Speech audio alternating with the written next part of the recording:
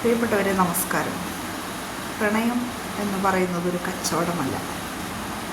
അത് രണ്ടുപേർ തമ്മിലുള്ള പരസ്പര വിശ്വാസം, വിശ്വസിക്കുകയും വിശ്വസിക്കപ്പെടുകയും ചെയ്യുക, പരിഗണിക്കുകയും പരിഗണിക്കപ്പെടുകയും ചെയ്യുക, ബഹുമാനിക്കുക ബഹുമാനിക്കപ്പെടുകയും ചെയ്യുക എന്നുള്ളതാണ്.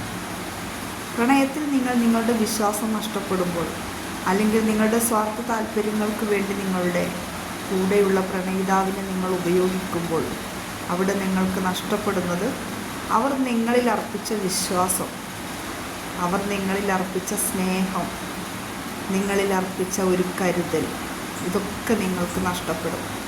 പരസ്പരമുള്ള പ്രണയങ്ങളിൽ സ്വാർത്ഥതയില്ല. നമ്മളെ അവരുടെ ആവശ്യങ്ങൾക്ക് വേണ്ടി പലരും ഉപയോഗിച്ചിട്ടുണ്ടാകും, ഇല്ലേ? പ്രണയം നടിച്ചിട്ടുണ്ടാകും, പ്രണയം നമ്മുടെ മുന്നിൽ അഭിനയിച്ചിട്ടുണ്ടാകും. പക്ഷേ ഒരിക്കലും നിങ്ങൾ പ്രണയിക്കുന്നവരോടാണ് എനിക്ക് പറയാനുള്ളത്, നിങ്ങൾ ഒരിക്കലും പ്രണയത്തിന് അഡിക്റ്റ് ആകരുത്.